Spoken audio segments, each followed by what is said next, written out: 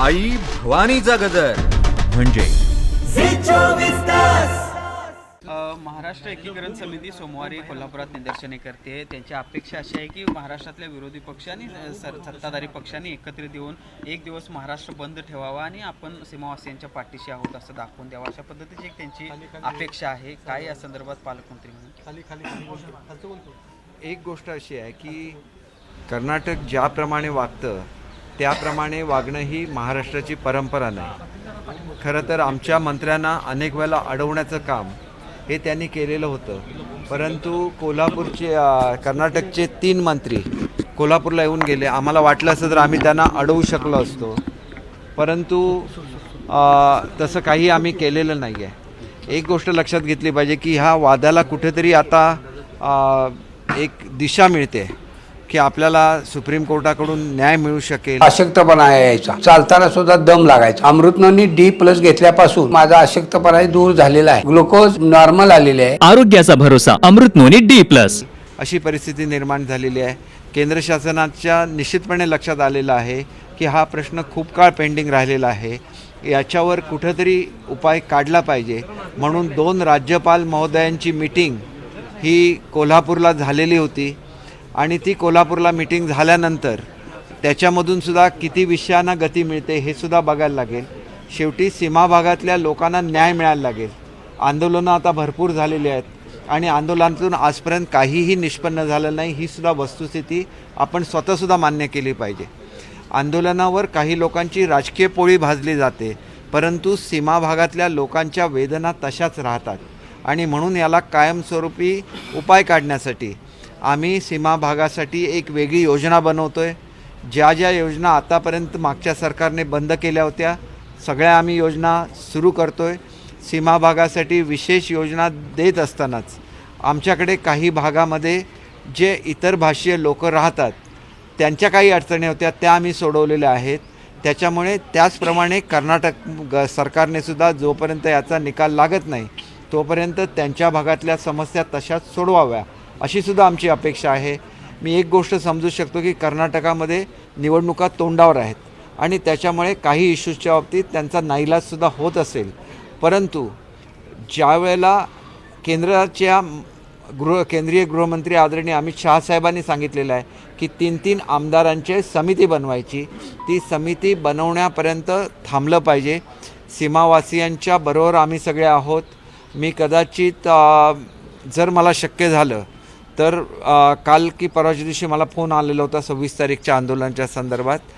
तर आंदोलन हे प्रतिकात्मक असावं, त्याच्यामध्ये कुठल्याही परिस्थितीमध्ये हिंसाचार होऊ नये, कुठेही गाड्या अडवल्या जाऊ नये आणि जी आपली एक बाजू चांगली बाजू महाराष्ट्राची केंद्राच्या समोर गेलेली आहे त्याला कुठलंही गालबोट लागणार नाही अशी काळजी आपल्याला घ्यायला लागेल।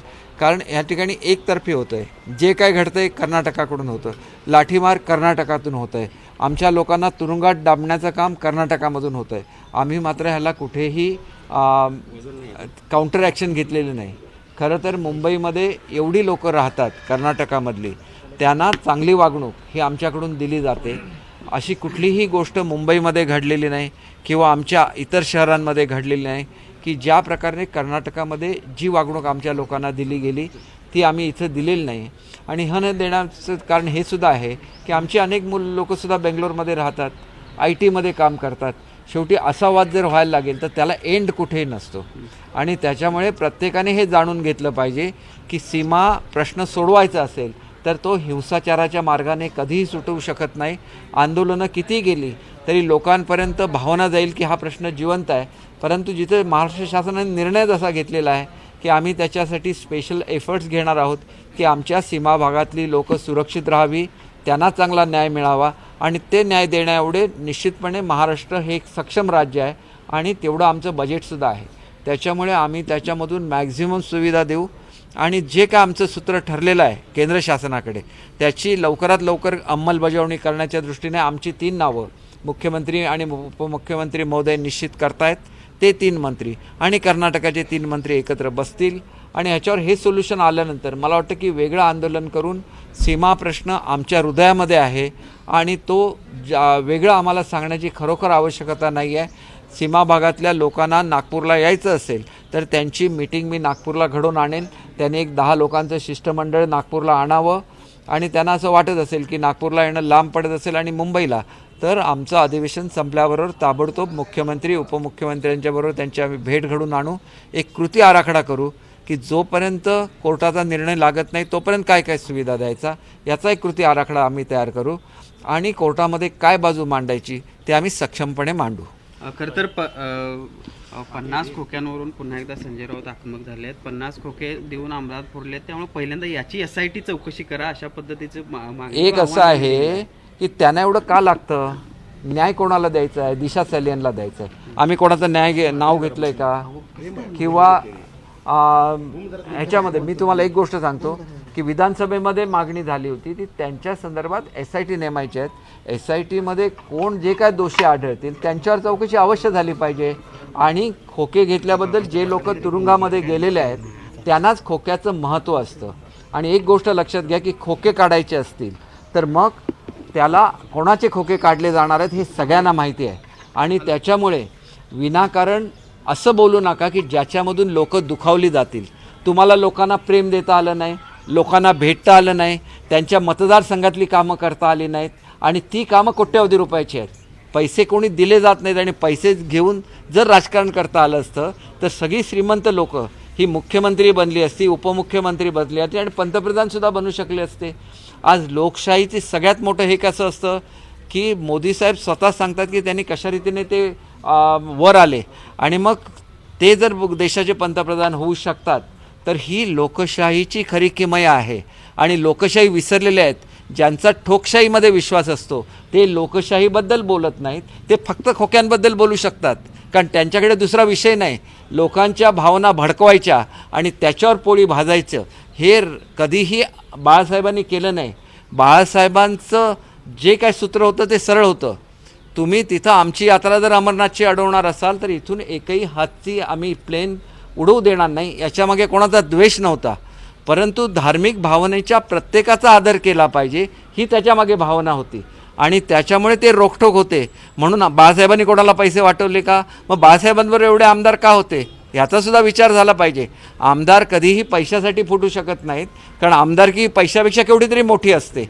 कोणाला खोके म्हणताय तुम्ही? ज्या लोकांनी 3-3, 4-4, 5-5, 6-6 वेळा निवडून आले ते काय पैसे देऊन लोकांना विकत आले? त्यांनी लोकांची कामं केली. त्यांच्या मतदारसंघांवर तुम्ही लक्ष देऊ शकला नव्हता. राष्ट्रवादी तुम्हाला संपवायला निघालेली होती, काँग्रेस तुम्हाला संपवायला निघालेली होती. आजसुद्धा जाऊन तुम्ही राहुल गांधीला मिठी मारता, आजसुद्धा तुम्ही बिहारमध्ये जाता आणि ज्यांनी रथयात्रा अडवली त्या पक्षाच्या प्रमुखांना तुम्ही मिठी मारता. इथपर्यंत खाली तुम्ही उतरलेले जर बाळासाहेबांना कळलं असतं तरी बाळासाहेबांनी तुम्हाला माफ केलं नव्हतं हे लक्षात ठेवा आणि त्याचं उत्तर अगोदर जनतेला द्या. जनता आज त्यांना ज्या सुविधा मिळतात त्याच्यामुळे जनता खूप खुश झालेली आहे.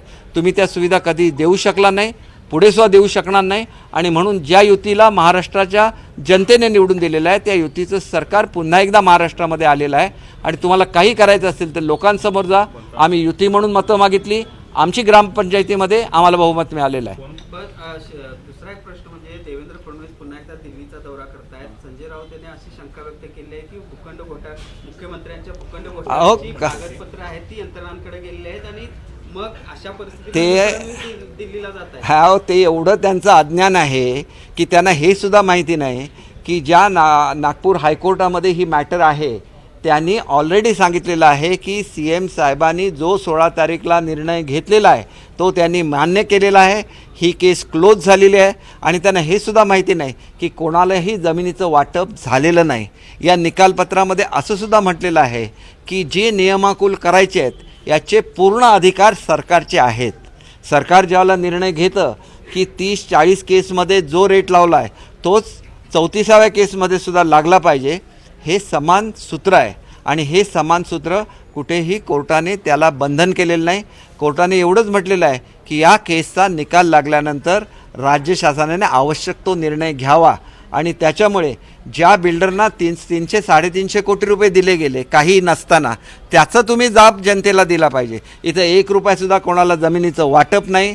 त्याच्यावर असलेली लोकं ही 2005मध्ये आणि 2007मध्ये काँग्रेसचे मुख्यमंत्री असताना त्यांना या जमिनीचं वाटप झालेलं आहे. आम्ही कुठलंही वाटप केलेलं नाही. हे सूत्रसुद्धा काय रेटने पैसे घ्यायचं हे सूत्रसुद्धा 2007मध्ये ठरलेलं, आम्ही ते सूत्र ठरवलेलं नाही. असं असताना जी लोकं ज्यांनी कायम महापालिकेमध्ये काय काय करत आले ते आता बाहेर पडेल म्हणून या भीतीपोटी मुख्यमंत्र्यांच्या अंगावर चिखलफेक करण्याचा जो काय प्रकार आहे तो ताबडतोब थांबला पाहिजे. आणि मग चिखलफेक केल्यानंतर काय होतं हे सुद्धा आता त्यांना कळलेलं असेल की आम्ही ज्याला चिखलफेक करतो आणि आमच्याबद्दल साधं बोललं गेलं तर मग जळफळाट का होतो, त्याला तोंड द्या, एवढंच मला सांगायचं आहे. आणि म्हणून आमच्या मुख्यमंत्री असतील उपमुख्यमंत्री असतील आमच्या सरकारचा संपूर्ण ट्रान्सपरंट असा कारभार आहे. आणि जे काय आरोप केले तर त्याला आम्ही समर्पक उत्तर आम्ही नाही दिलेलं, कोर्टाच्या निर्णयाने त्याला परस्पर उत्तर मिळालेलं आहे आणि ते उत्तर मिळालेलं आहे. हे तरी वाचून बघा, एवढंच मला सांगायचं आहे. देवेंद्र फडणवीसांचा दिल्ली दौरा होतोय त्यावर त्यांनी या सगळ्याला हे बघा, त्यांना शंका कुशंका हे करण्याशिवाय त्यांच्याकडे आता दुसरं काही शिल्लक राहिलेलं नाही आहे. त्यांनी तेच करत बसावं, तेच बोलत राहावं. आम्ही किती काम करतोय त्याच्यामध्ये एखादी सूचना केली असती तर मला अधिक आनंद झाला असता.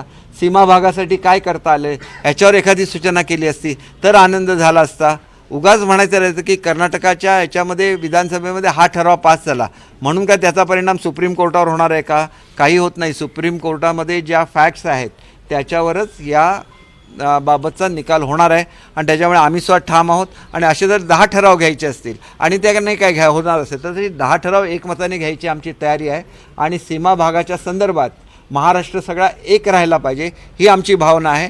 म्हणून विरोधी पक्षाला सुद्धा विश्वासात घेऊन आम्ही सीमालढा लढवू. पण आज जयंत पाटील म्हणाले राष्ट्रवादीची शिवसेना आहे, भास्करराव जाधवांनी सुद्धा आज त्याला दुजोरा दिलेला आहे. नाही, राष्ट्रवादीची शिवसेना झालेलीच आहे, याच्याबद्दल काय प्रश्नच नाही.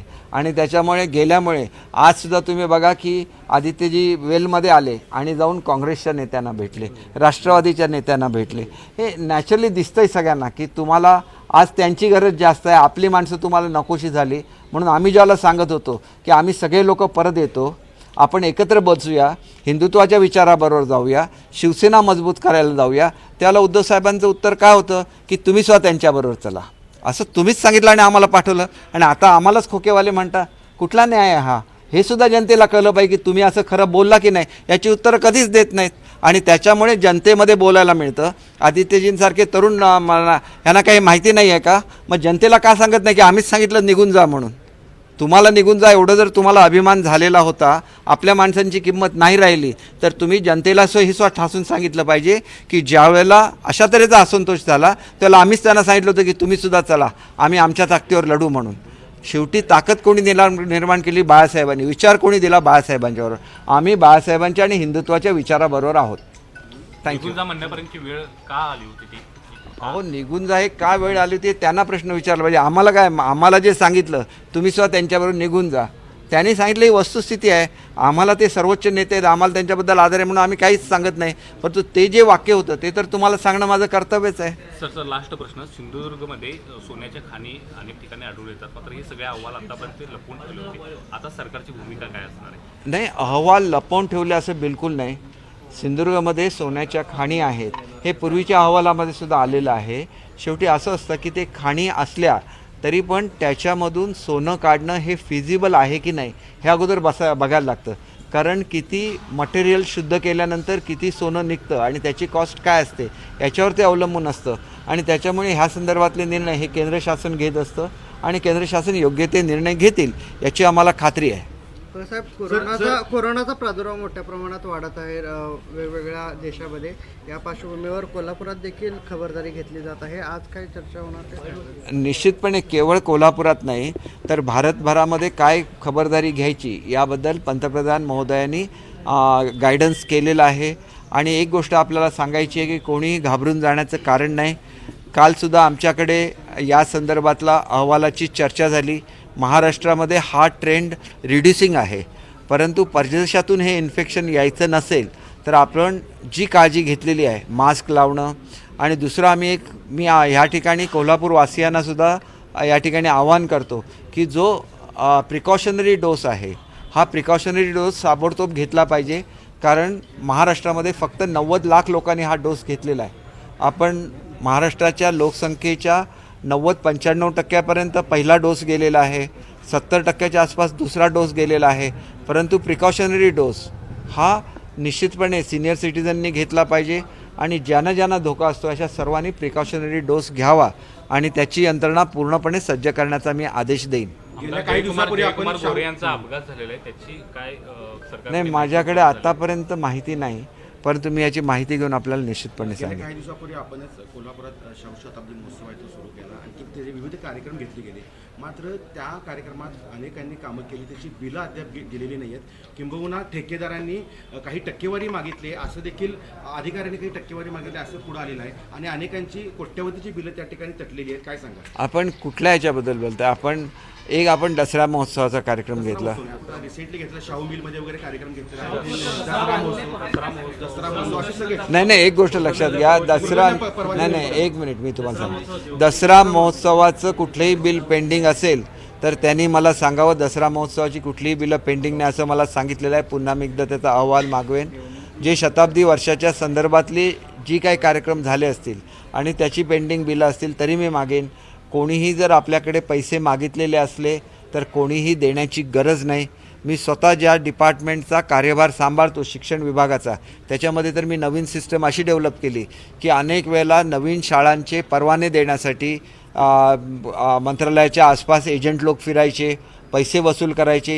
ही सगळी सिस्टम मी बंद करून टाकली. मी स्वतः सह्या करून देतो आणि मुख्यमंत्री उपमुख्यमंत्री महोदयांच्या हस्ते ती सगळी जी काय त्यांची सर्टिफिकेट्स आहेत तीसुद्धा संस्था चालकांना देऊन ठेवतो. एवढा ट्रान्सपरंट कारभार मी माझ्या डिपार्टमेंटमध्ये सुरू केलेला आहे आणि तोच कारभार कोल्हापूरमध्ये सुद्धा राहील याची मी आपल्याला ग्वाही देतो.